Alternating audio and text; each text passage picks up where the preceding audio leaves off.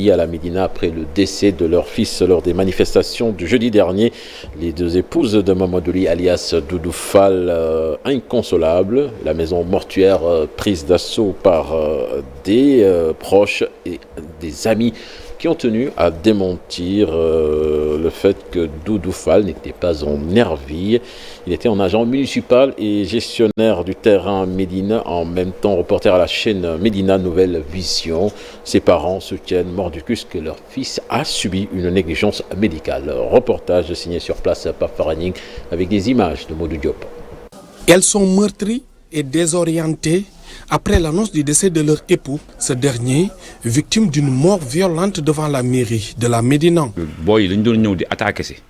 Quand les manifestants attaquaient la mairie, les agents municipaux étaient devant.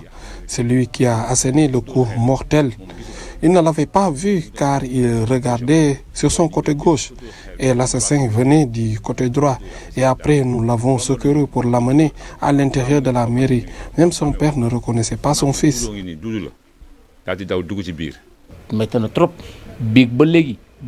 Depuis hier, je n'ai rien mangé. C'est vraiment dur. Ma douleur est immense. C'est extrêmement dur. Atteint par les jets de pierre des manifestants, Doudou Fall s'est retrouvé sans soins, selon ses proches qui parlent de négligence médicale. Il a resté 2 jours sans soins.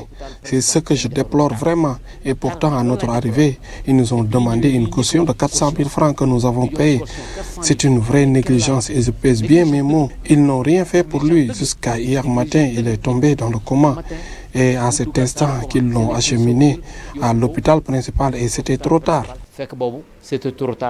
Contrairement aux informations véhiculées dans les réseaux sociaux, Mamadou Ly dit Doudou Fall était un employé du maire Bamba Fall et non un nerveux recruté pour des services.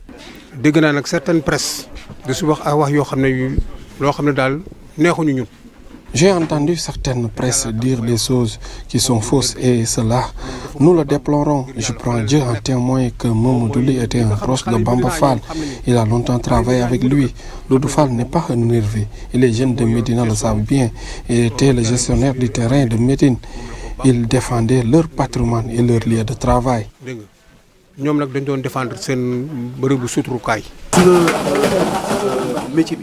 Le métier du journalisme est en train d'être déterminé par certains sites internet. Il manque de professionnalisme. Certains propos peuvent brûler le pays. Il faut que l'État revoie le fonctionnement de ces sites. Depuis l'annonce du décès, la maison familiale ne désemplit pas. Amis et proches ont fait le déplacement pour compatir à la douleur de la famille du défunt. PASTEF exige la restitution du passeport de leur leader Ousmane Sonko, gravement atteint, que son état de santé nécessite une évacuation. Bassirou Diomaye Faye annonce d'ailleurs des plaintes contre le chef de l'État et le ministre de l'Intérieur. C'était lors de leur point de presse cet après-midi. Je vous propose de l'écouter. Acte ignoble et barbare contre le président Ousmane Sonko et même ses avocats et ses militants feront l'objet de plaintes que le parti va déposer pour tentative d'assassinat et pour atteinte à l'intégrité physique de tous ceux qui en sont victimes, qu'il s'agisse du président Ousmane Sonko, de ses avocats et des militants et responsables de PASTEF. À ce jour, nous informons le président Ousmane Sonko, l'opinion nationale et internationale, que l'état de santé du président Ousmane Sonko est extrêmement préoccupant. Jusqu'à présent, nous-mêmes les responsables du parti, nous peinons à le voir.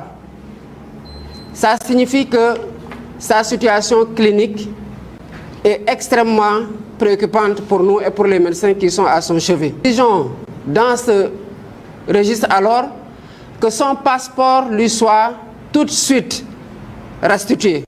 À la cité Gorgui, quelques soutiens du leader de PASTEF sont encore sur les lieux pour s'enquérir de l'état de santé d'Ousmane Sonko. Ils patientent en face de Souma Assistance où le maire de Ziguinchor est suivi et attendent de recevoir des nouvelles de leur leader Alassane Ba et Modou Diop. C'est une matinée calme à la cité Gorgui. C'est ici que le leader du PASTEF est en train de suivre son traitement après son évacuation jeudi soir.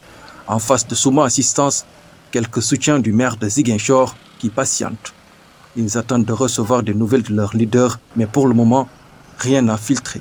Aucune déclaration ou entretien avec la presse. Ces militants du PASTEF ne souhaitent que recevoir des informations très précises sur l'état de santé d'Ousmane Sonko. Mais le bureau politique qui a fait face à la presse a demandé la restitution de son passeport pour qu'il puisse être évacué. D'après Bassirou Diomaye Faye et compagnie, son état de santé reste préoccupant. La stabilité du Sénégal relève de la jeunesse. Elle doit y veiller tout en refusant d'être manipulée par n'importe quel politicien, estime Ibra Seck. Il est le directeur des carrières au ministère des Mines et de la Géologie. Pour lui, le Sénégal a plus besoin d'unité pour un développement durable. Je vous propose de l'écouter, les propos recueillis par Mambiram Diouf. Aux jeunes, pour leur dire qu'aujourd'hui, ils doivent veiller à la stabilité du pays. Parce que le camp qui est en face de nous, tout ce qui leur intéresse, c'est de déstabiliser le pays. Donc, je vous conseille de ne pas, de ne pas être entraîné sur ce terrain et de travailler pour la stabilité du pays. Le président Macky Sall, qui, on sait, depuis 2012, a fait beaucoup de réalisations dans ce pays. Aujourd'hui, les opposants ne parlent plus de bilan matériel. Ils parlent de bilan immatériel. C'est-à-dire le président a emprisonné beaucoup de personnes, etc. Mais sur le plan matériel, je pense qu'il ne peut pas rien reprocher au président. Les procès entre hommes politiques ne méritent pas la mort de citoyens, encore moins la destruction des biens et d'autres Sénégalais qui ne sont rien concernés par cette histoire. C'est du moins la position des acteurs pour le civisme, la citoyenneté et l'émergence. Le mouvement estime par ailleurs que la promotion des bons comportements doit être mise en avant pour la stabilité du Sénégal. Mohamedou Fadel Koné, présidente de Access, au micro de Dissa Prera. Ce que nous lançons, c'est encore une fois, comme on l'a toujours dit dans le passé, c'est la paix, la promotion de la paix. Donc c'est dans ce cadre même d'ailleurs que nous travaillons dans la promotion du civisme et de la citoyenneté. Parce que il est temps que nous adoptions les bons comportements dans notre cher Sénégal. Parce que sans les bons comportements, nous ne pouvons pas émerger le Sénégal. Ils pourront aller à ce procès dans la paix. Promouvoir la paix, c'est ce qu'on doit faire pour la stabilité du Sénégal. Nous n'avons pas besoin de se battre. Nous sommes tous des frères et des sœurs. Nous devons travailler sur ça. Donc le Sénégal est un peuple souverain qui a une justice. La justice aussi doit faire son travail et on doit avoir aussi une justice équitable pour tous.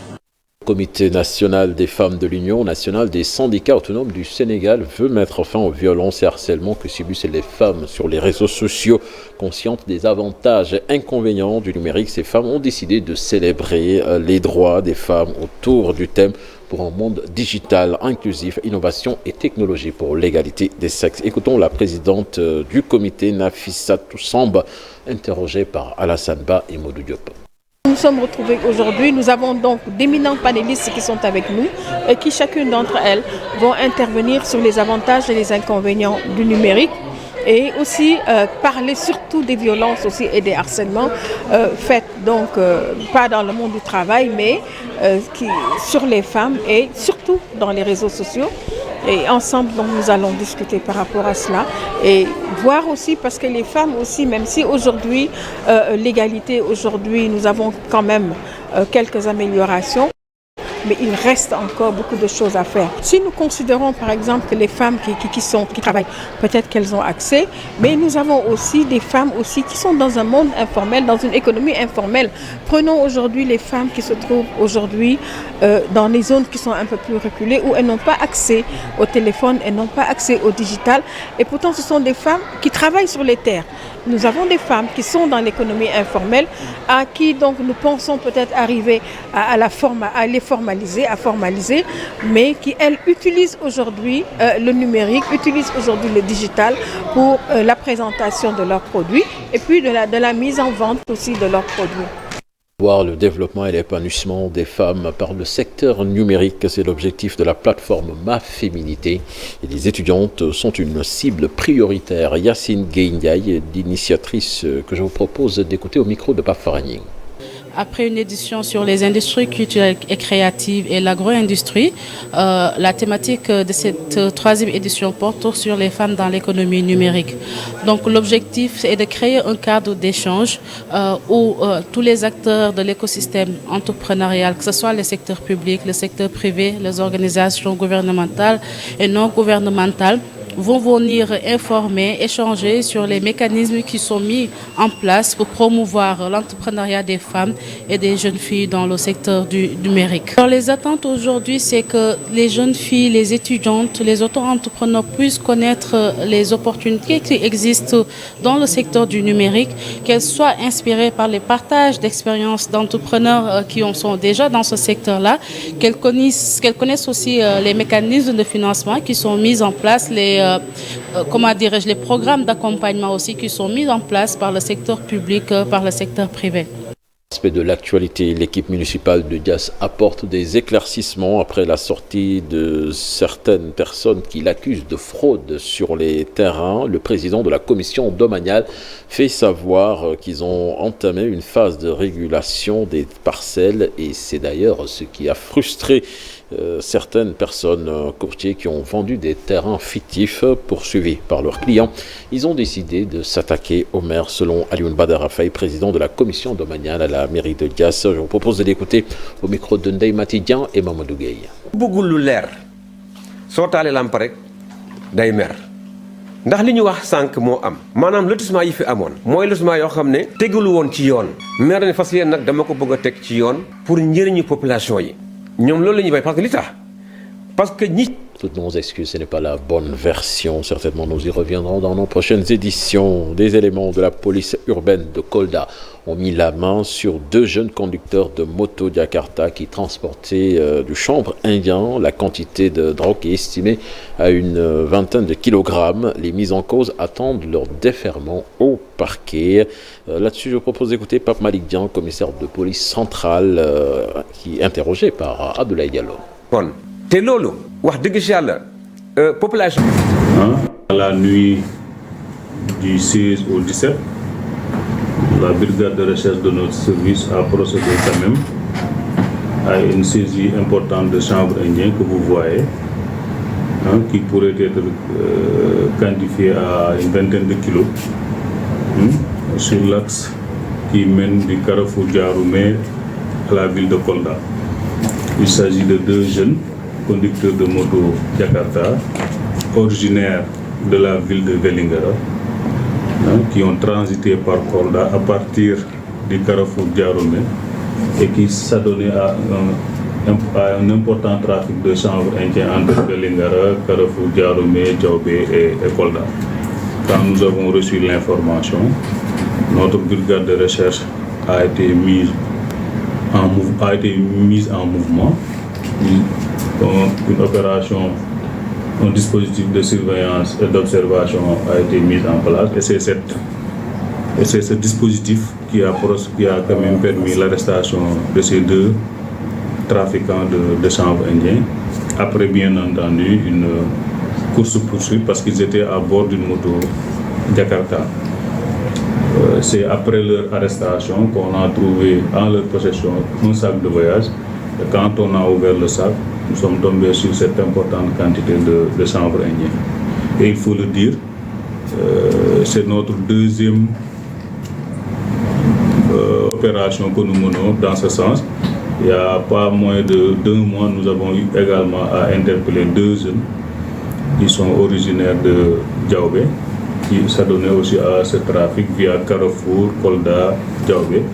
En santé à présent avec les premières journées scientifiques du COMES à l'UCAD.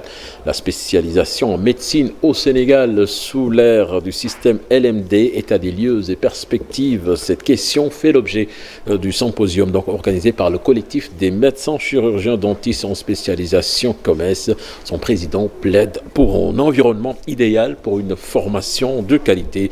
Dr Mbaye Sène, que je vous propose d'écouter au micro de Fatou Kinedem et Lamine Diagne. Notre pays, je peux dire, ou nos pays, en parlant de l'Afrique subsaharienne, manquent de spécialistes. Non seulement des spécialistes en quantité, mais nous devons tout faire pour que nos facultés, nos institutions puissent former des spécialistes en qualité. C'est très important. Et pour que cela puisse se faire, il est important que le cadre de la formation soit le cadre idéal. C'est-à-dire que le docteur en spécialisation ait les moyens, les ressources financières, pédagogiques, l'environnement qui lui permettent d'acquérir des connaissances, d'acquérir des aptitudes pour que demain, qu'il soit un produit fini, bien formé. Nous pouvons dire aujourd'hui qu'il y a une ressource humaine qui est là, mais qui doit accepter d'être déployée partout dans le territoire national, là où le besoin se fera sentir.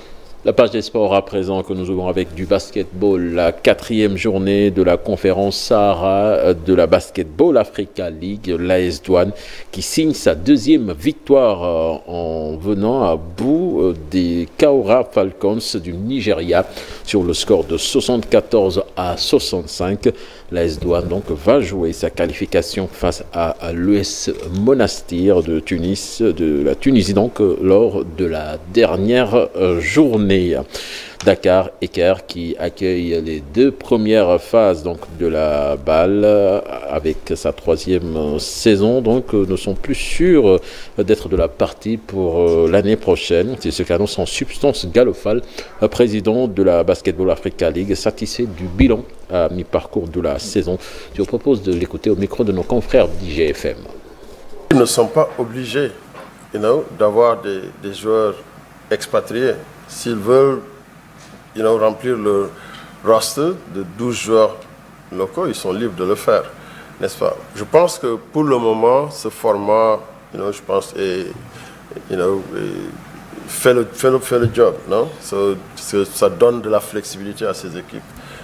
Et puis aussi, on va continuer à organiser ce combine pour exposer plus de talent, pour permettre aux équipes d'être en contact avec ce talent d'élite de partout dans le monde. Par rapport au programme Elevate, il y a des équipes qui nous ont posé la même question, qui peut-être auraient envie d'avoir plus qu'un joueur Elevate. On ne ferme pas la porte. S'il y a des joueurs, et il y en a,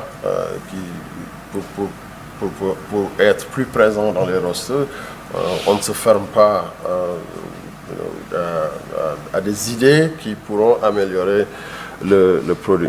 Non, Dakar et le Caire ne sont pas éliminés, mais je tiens à être clair que oui, nous sommes en phase d'évaluation et de réévaluation. Et au bout du compte, il y aura des comparaisons qu'on va faire. C'est sûr qu'il y a d'autres villes qui sont en liste, qui sont intéressées, mais on va examiner des dossiers et puis prendre la décision qui sera la meilleure pour la Basketball Africa League. Football avec la reprise de la Ligue 1 sénégalaise, la 14e journée, 3 rencontres étaient au programme ce samedi, donnant ses résultats en match nul blanc entre l'AS Douanes et Teungueth FC.